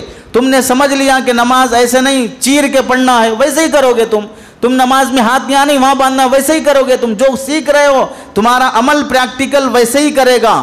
اب کیا ہوگا؟ اسی علم کے بارے میں تم سے کل قیامت میں پوچھا جائے گا کہ تم کیا سیکھے، کہاں سے سیکھے، کیسے سیکھے۔ امام مالک رحمۃ اللہ علیہ کی نصیحت ہے کہ تم یہ علم جو سیکھ رہے ہو اسی علم کے بارے میں قیامت میں پوچھا جانے والا ہے، اس واسطے فانظروا عمن تأخذہ، کس سے سیکھ رہے ہو یہ بھی دیکھ لو۔ تب لوگ یوٹیوب پہ کوئی انجینئر آ کر سمجھا رہا ہے، کوئی ڈاکٹر آ کے سمجھا رہا ہے، کوئی بردر آ کے سمجھا رہا ہے، نہ عالم ہے نہ مفتی ہے، وہ لیکچر دے رہا ہے، وہاں جا کے آدمی علم سیکھ رہا ہے، مسئلے پوچھ رہا ہے اور کمنٹ کر رہا ہے، اور یہاں اپنی مسجد کے امام صاحب سے آگے جھگڑا کر رہا ہے۔ مر گیا تو وہ آئے گا جنازہ پڑھانے کے واسطے، جھگڑے ہو گئے زمین کے میراث کے تو وہ آئے گا حل کرنے کے واسطے۔ نہیں صاحب، دین تو سب دنیا کا ایک ہی ہے نا، یہاں سے سیکھو وہاں سے سیکھو سب برابر ہے۔ جب سب برابر ہے تو پھر یہاں سے کیوں نہیں سیکھ رہا ہے؟ سب برابر ہے بول رہا ہے نا، تو سب برابر ہے تو پھر یہاں سے کیوں نہیں سیکھ رہا ہے؟ وہاں سے کیوں سیکھ رہا ہے پھر؟ اور سب برابر ہے تو اللہ کے نبی علیہ السلام نے کیا تعلیم دی؟ امام بخاری رحمۃ اللہ علیہ نے کیا تعلیم دی؟ امام بخاری رحمۃ اللہ علیہ ایک مرتبہ مصر آئے. جب مصر آئے تو مصر کے علماء نے امام بخاری رحمۃ اللہ علیہ سے اعلان کیا، لوگوں آ جاؤ، ابو عبداللہ محمد ابن اسماعیل امام بخاری آ رہے ہیں، ہم ان سے حدیث کی سند حاصل کریں گے. امام بخاری تشریف لائے، سارے طلباء بیٹھے جو حدیث سیکھنا سننا چاہ رہے تھے، امام بخاری کی سند سے اپنی سند ملانا چاہ رہے تھے. تو امام بخاری نے کیا فرمایا؟ میں اس سند سے حدیثیں نہیں سناؤں گا جو میں دوسرے شہروں سے علماء سے سن کے آیا ہوں، بلکہ میں تمہارے شہر کے علماء سے جو حدیثیں سناؤں اسی سند سے سناؤں گا. کیا فرمایا؟ تمہارے شہر کے علماء سے جو میں نے سند حاصل کی ہے اسی سند سے میں تمہیں حدیث سکھاؤں گا. وجہ کیا ہے؟ اپنے شہر کے علماء کی قدر کرو. تمہارے ہر مشکل ہر فتنے کو حل تمہارے یہاں کے علماء کرتے ہیں، اور تم رال ٹپکا رہے ہو دوسرے ملک کے یا دوسرے ایریے کے جاہلوں پر.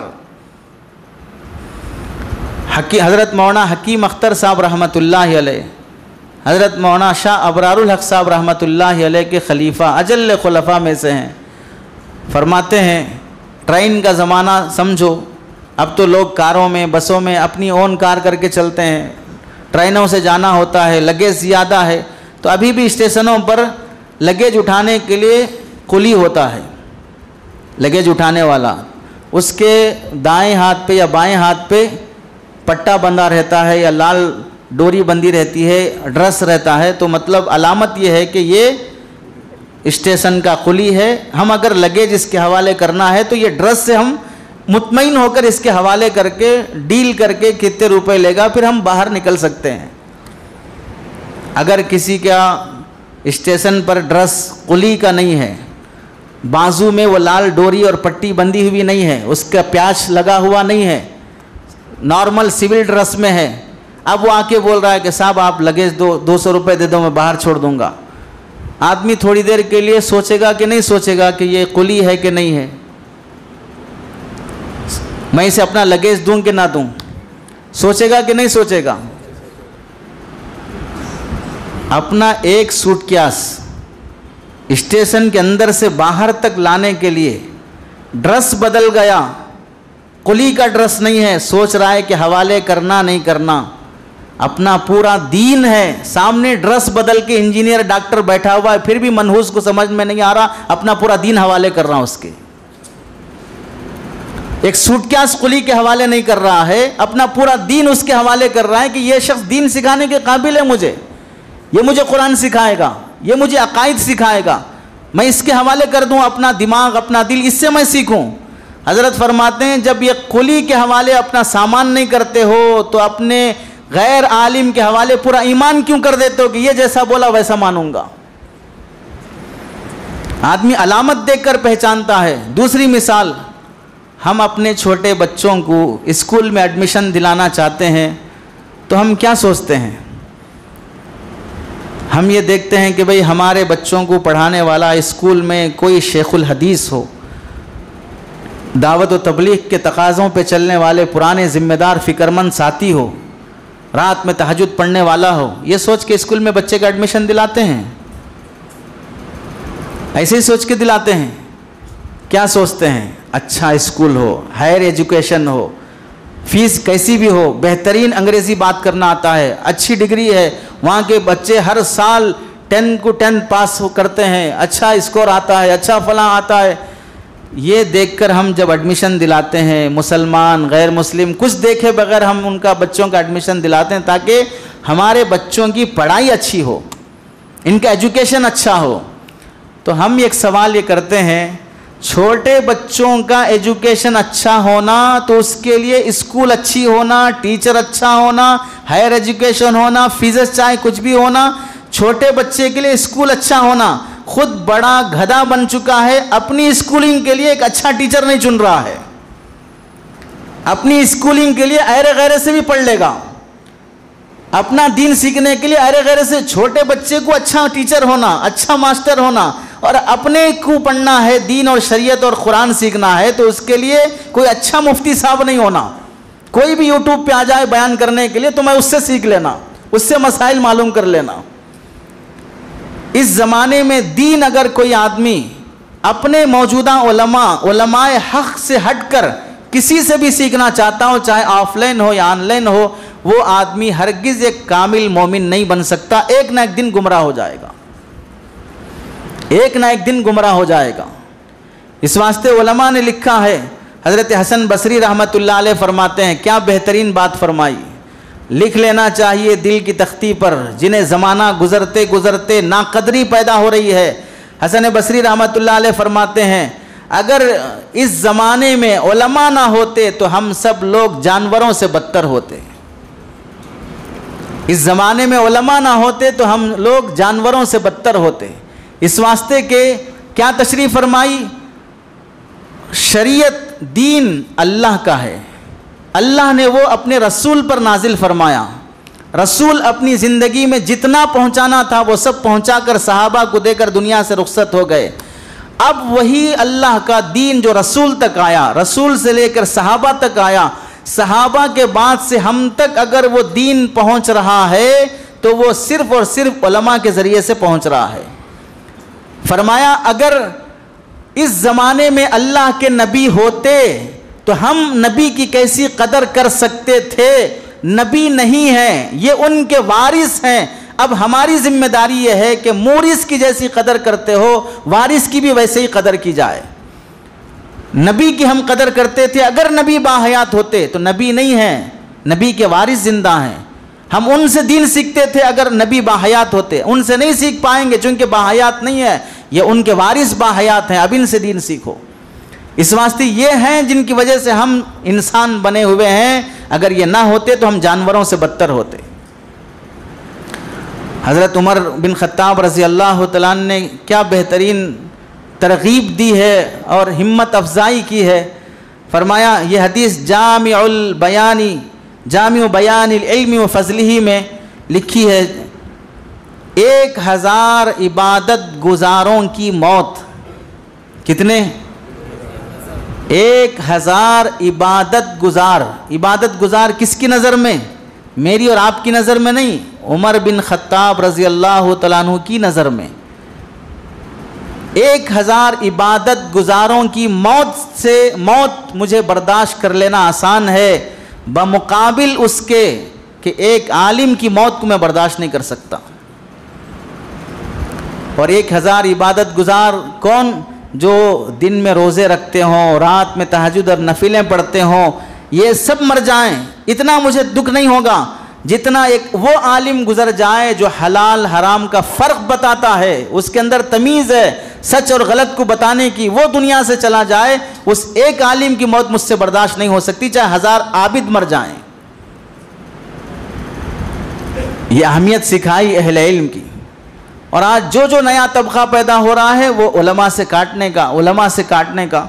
آپ دیکھیں شیخ ابو عوامہ رحمۃ اللہ علیہ ایک بڑے عالم ہیں، عرب کے بڑے عالم ہیں، ابھی باحیات ہیں۔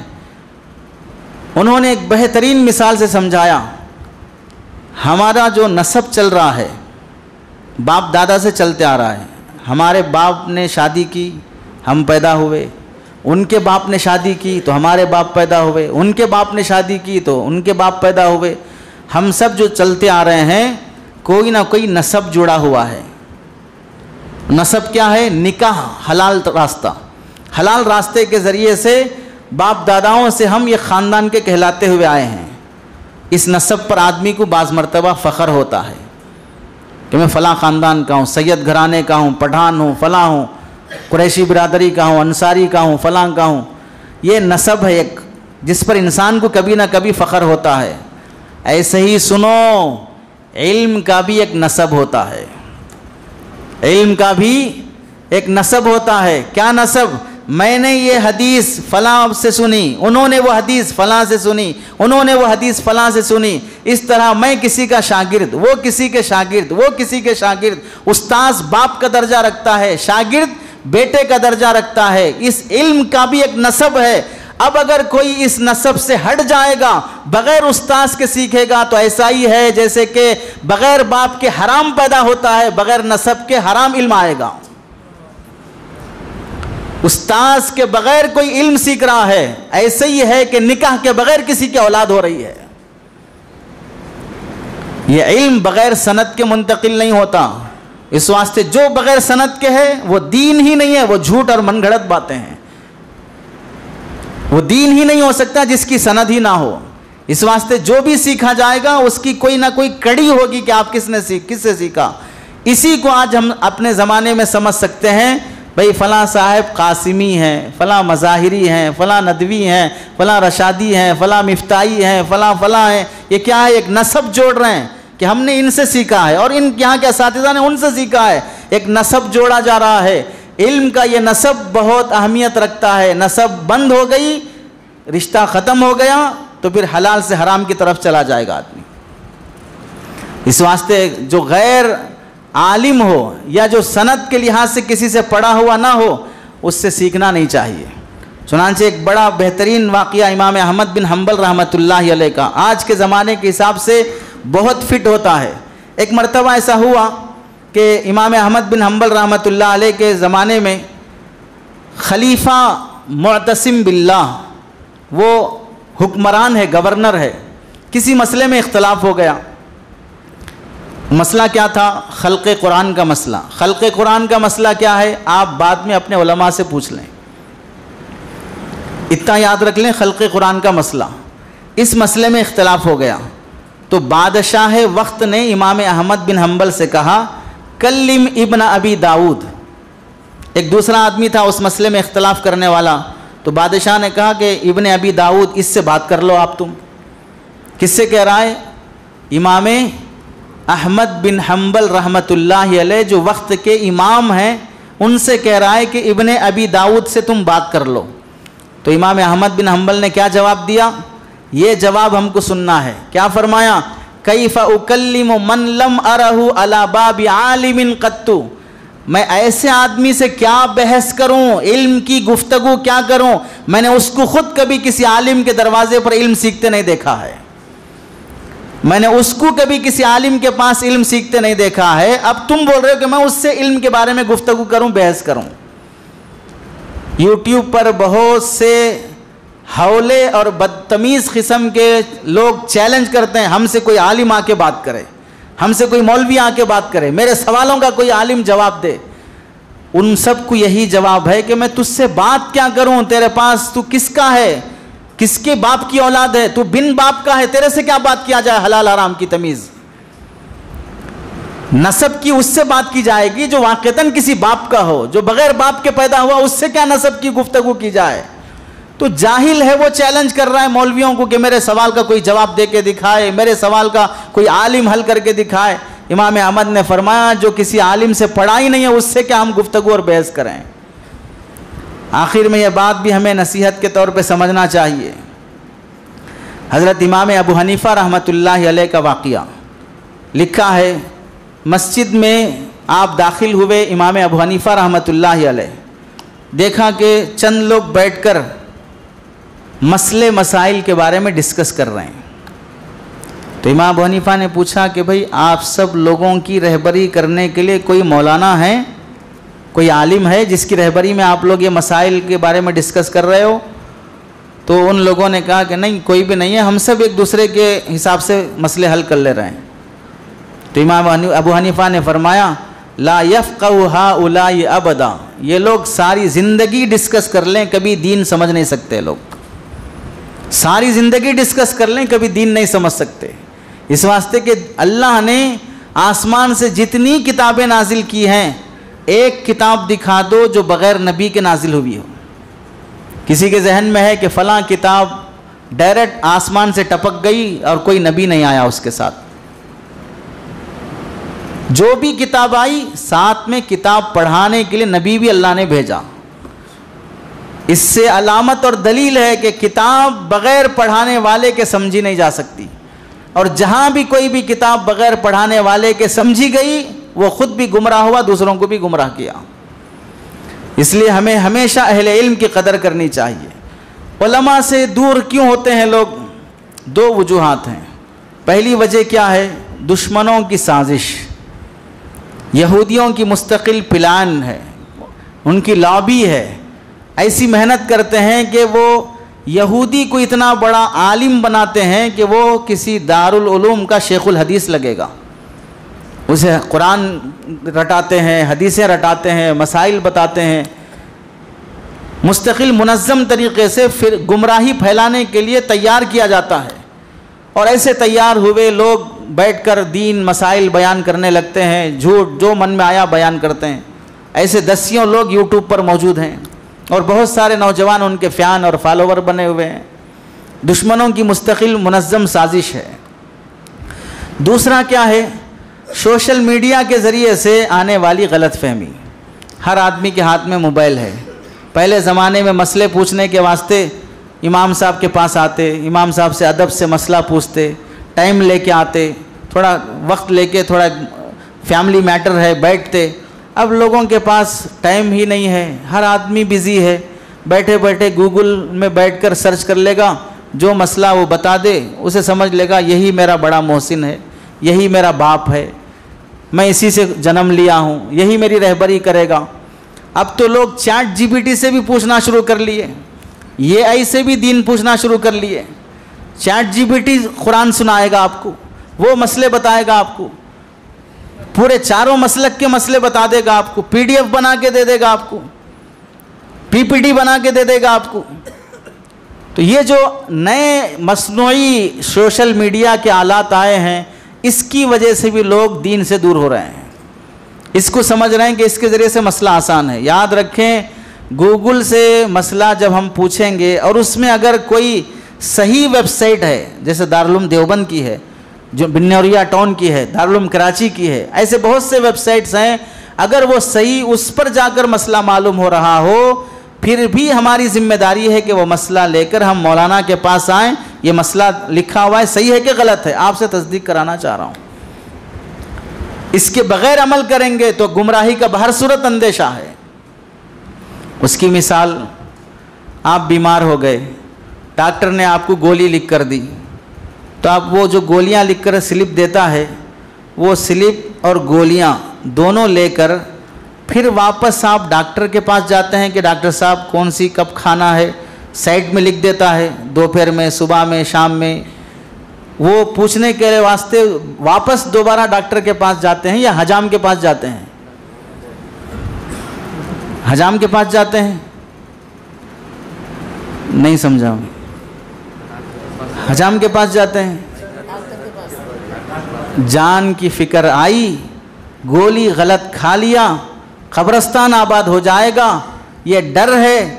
ڈاکٹر کو پہلے بھی دکھایا، لے کے آ کے پھر بھی دکھایا، نہیں آیا تو پوچھ لے کے پھر اپنے قلم سے نوٹ کر لیا، ساتھ میں بچے کو لے گیا، میرے کو یاد نہیں رہتا، ڈاکٹر کیا بولتے تو سن کے یاد رکھنا۔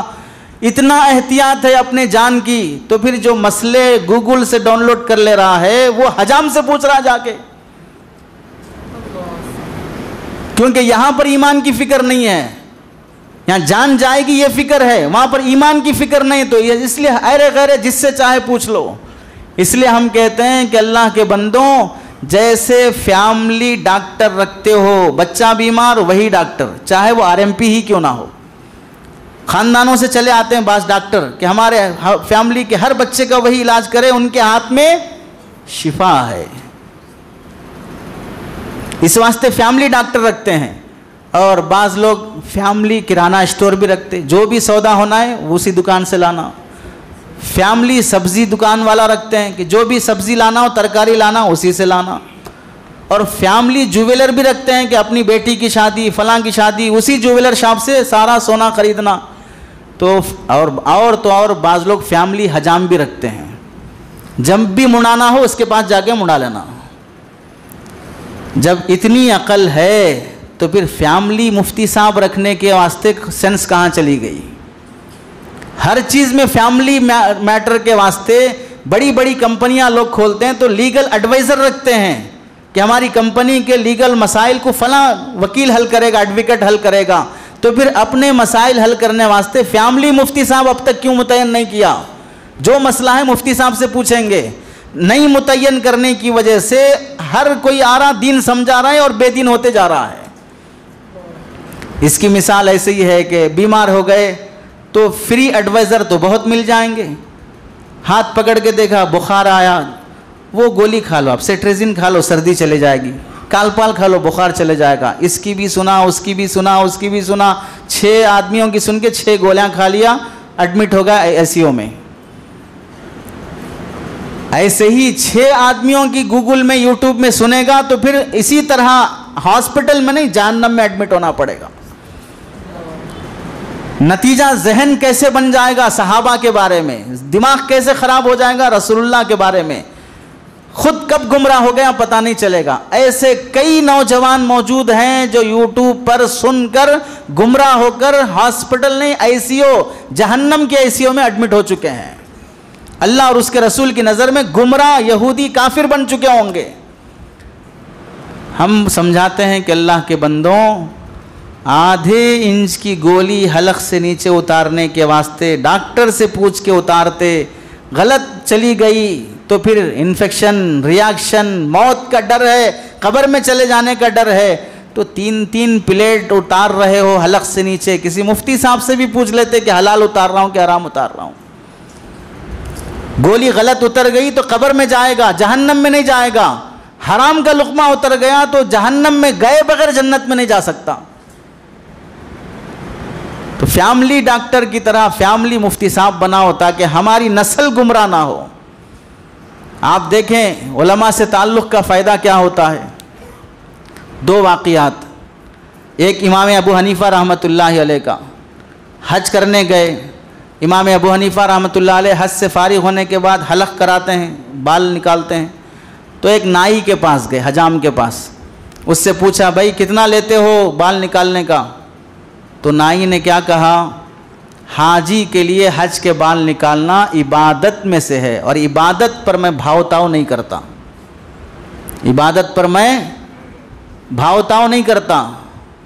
بھاؤ تاؤ سمجھتے ہیں کیا بولتے ہیں انگریزی میں؟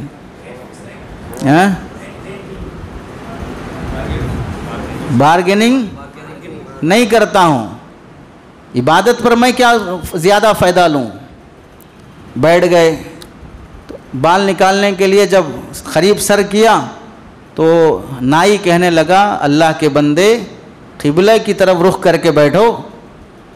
کیسے بیٹھے ہو؟ کس کو بول رہا ہے؟ امام ابو حنیفہ رحمۃ اللہ علیہ کو بول رہا ہے حجام۔ پھر قبلے کی طرف رخ کر کے بیٹھ گئے۔ جب اس طرح سر پہ رکھا چلانے کے لیے، کہنے لگا عجیب آدمی ہو، بسم اللہ تو پڑھو۔ کسے نصیحت؟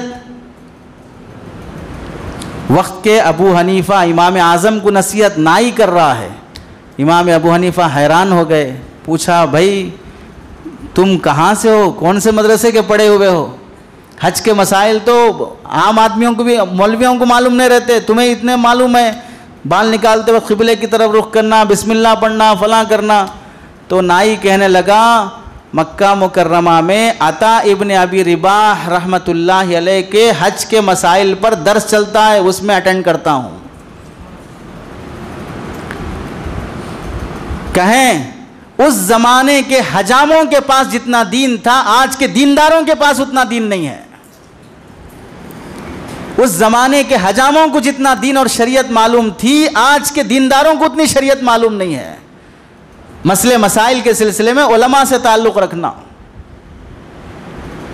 دوسرا واقعہ، حضرت مولانا مفتی اسعد اللہ صاحب رحمۃ اللہ علیہ، مظاہر العلوم کے ناظم صاحب، سہارنپور، شیخ الحدیث زکریا صاحب رحمۃ اللہ علیہ جہاں پر 50 سال بخاری پڑھائے، اس کے محتمم صاحب مفتی اسعد اللہ صاحب رحمۃ اللہ علیہ، جمعہ کا دن ہے، مدرسے کے باہر ٹھیلا بنڈی لگانے والا غیر مسلم کچھ سامان بیچ رہا ہے، صابن وغیرہ ضرورت کی چیزیں۔ جمعہ کی اذان اول ہو گئی، مدرسے کا ایک طالب علم نکل کر اس بنڈی والے سے صابن خریدنے واسطے آیا، اور وہ ہے کون؟ غیر مسلم۔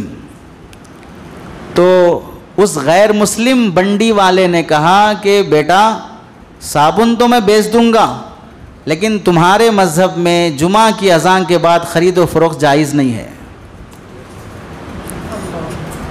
کون کہہ رہا ہے؟ مدرسے کے سامنے بنڈی پر سامان بیچنے والا ہندو کہہ رہا ہے تمہارے مذہب میں جمعہ کی اذان کے بعد خرید و فروخت جائز نہیں ہے، اس واسطے تم بہتر ہے کہ تم اب مت خریدو۔ اس نے تعجب سے بچے نے پوچھا تم کو یہ مسئلہ کیسے معلوم؟ تو کہنے لگا آپ کے مفتی صاحب جو مدرسے کے ناظم صاحب ہیں وہ جب مسائل بیان کرتے ہیں تو میں وہاں بیٹھتے رہتا ہوں جب کہیں اس زمانے کے ہمارے بزرگوں کے زمانے کے ہندوؤں کو جس قدر اسلام کی عظمت تھی آج کے مسلمانوں کو آ جائے تو غنیمت ہے۔ اس مسئلے میں مسلمان احتیاط کرتا ہے، اذان جمعہ کے بعد خرید و فروخت بند کر دے۔ کتنے مسلمان ہیں جمعہ کی اذان کے ہو گئی، امام صاحب کا خطبہ شروع ہو گیا، 15 منٹ ہو گئے، آدھی مسجد خالی ہے، آخر کے 10 منٹ میں آ کے بیٹھ رہے ہیں۔ کیا دین سیکھیں گے؟ کس سے دین سیکھیں گے؟ اس زمانے کے ٹھیلا بنڈی کے ہندوؤں کو جو علم ہے آج کے مسلمانوں کو اس قدر علم نہیں ہے۔ اس واسطے علماء سے ربط رکھو۔ گمراہی کا سب سے بڑا راستہ اس وقت علماء سے دوری ہے، فتنوں کے آنے کا سب سے بڑا گیٹ علماء سے دوری ہے۔ آپ دیکھ لیں آخری نصیحت حضرت ابن عباس رضی اللہ تعالیٰ عنہما فرماتے ہیں لا يزال الناس بخير ما اخذوا العلم عن اکابرهم وامنائهم وعلمائهم، لوگ اس وقت تک بھلائی پر باقی رہیں گے، فتنوں سے بچے رہیں گے جب تک وہ علم سیکھیں گے اپنے بڑوں سے، علم سیکھیں گے اپنے علماء سے۔ فَإِذَا أَخَذُوا مِن صِغَارِهِمْ وَشِرَارِهِمْ هَلَكُوا، اور جب وہ علم سیکھنا شروع کریں کس سے؟ بدتمیز قسم کے لوگوں سے، غیر عالم سے، غیر دیندار سے، ان سے جب علم سیکھنا شروع کریں گے تو پھر سمجھ لو وہ لوگ ہلاک ہو گئے۔ یہ حضرت ابن عباس رضی اللہ تعالیٰ عنہما کی نصیحت ہے۔ اور آخری بات یہ حضرت ربیعہ رحمۃ اللہ علیہ فرماتے ہیں ایک مرتبہ ایسا ہوا کہ ابو عبد الرحمن امام ربیعہ بن عبد الرحمن رحمۃ اللہ علیہ کے پاس ایک صاحب آئے، تو امام ربیعہ رحمۃ اللہ علیہ اتنا بے چین ہو کر رو رہے ہیں کہ یہ جو صاحب آئے دیکھنے والے یہ پریشان ہو کر پوچھے کہ بھئی کیا ہوا، کیا بات پیش آئی، کسی کا انتقال ہو گیا کہ آپ رو رہے ہیں؟ تو انہوں نے کہا نہیں، انتقال کسی کا نہیں ہوا۔ کوئی حادثہ ہو گیا کہ آپ رو رہے ہیں؟ نہیں، کوئی حادثہ بھی نہیں ہوا۔ پھر کیوں رو رہے ہو؟ کیا بات ہے، اتنا بے چین ہو کہ کیوں رو رہے ہو؟ کیا جواب دیا امام ربیعہ رحمۃ اللہ علیہ نے؟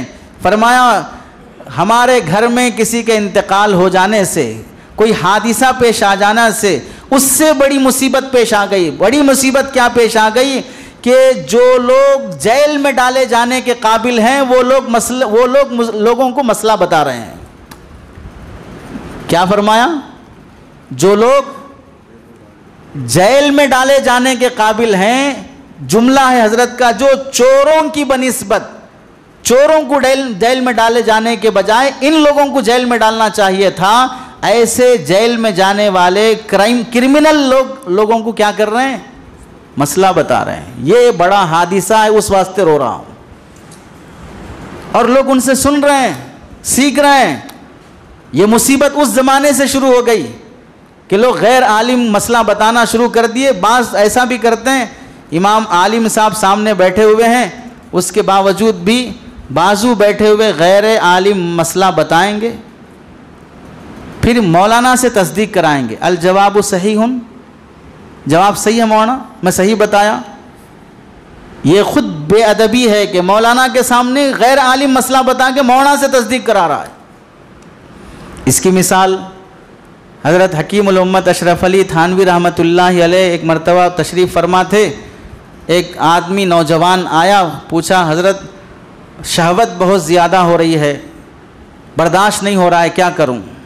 زنا کا خیال آ رہا ہے۔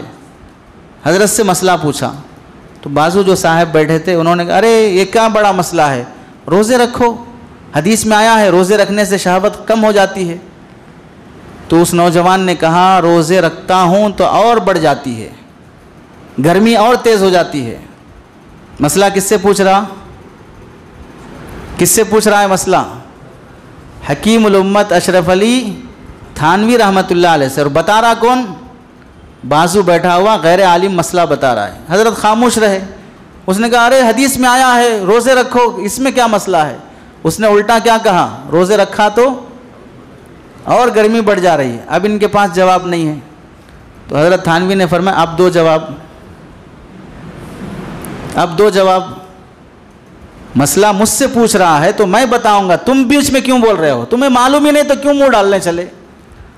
ایسے بہت سے دیندار ہمارے درمیان میں پائے جاتے ہیں جو مولانا کے ہوتے ہوئے مسائل بتائیں گے. حضرت تھانوی نے پھر اس نوجوان کو بتایا دیکھو اگر روزہ 1 دن 2 دن رکھو گے تو اور گرمی بڑھے گی. مسلسل روزے رکھو، 2 مہینے روزے رکھو، پھر شہوت ختم ہو جائے گی. اور حدیث کی تشریح میں محدثین نے یہی لکھا ہے 1 دن روزہ رکھو گے تو گرمی اور بڑھے گی، شہوت اور بڑھے گی. مسلسل روزے رکھو گے تو پھر شہوت کم ہوتی ہے. بتانا یہ ہے مسئلہ علماء سے پوچھا جائے تو انہی کو بتانا ہے، غیر عالم سے مسئلہ پوچھنا نہیں چاہیے. آخری ایک بات کر کے اپنی بات ختم کرتا ہوں. ہمارے زمانے میں اصل کیا ہے، موجودہ لوگوں کو سمجھنے کے لیے ایک واقعہ لطیفہ بھی ہے. اس پر بات مکمل.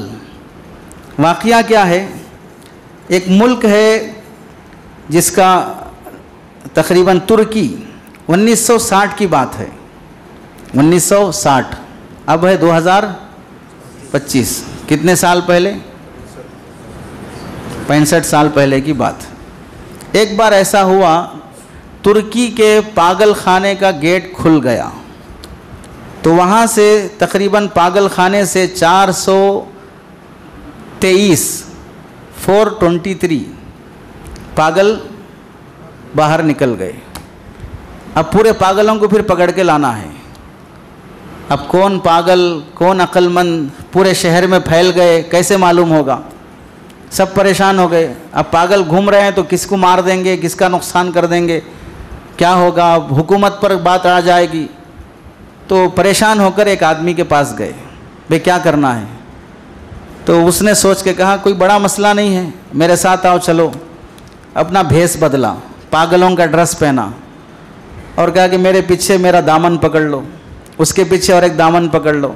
ترکی کے گلیوں میں ہم چلیں گے، چک بک ریل بول کے ہم چلیں گے. چل میری گاڑی چل میرے گھوڑے چل بول کے ہم پورے ترکی کے گلیوں میں ہم گھومتے ہوئے چلیں گے. جو پاگل ہوگا اسے اپنے پاگل پنے سے یہ کھیل اچھا لگے گا، وہ ہماری ٹرین میں جڑتے جائے گا. ایسے کرتے کرتے پورے گلیوں کی چکر لگاتے ہوئے واپس پہنچے پاگل خانے کے گیٹ پہ. تو جو پاگل گئے تھے جیل سے کتنے؟ 423. ٹرین کے ڈبے میں جو چلی چکبک ریل کی جو چڑھی، واپس جو آئے تھے وہ 612.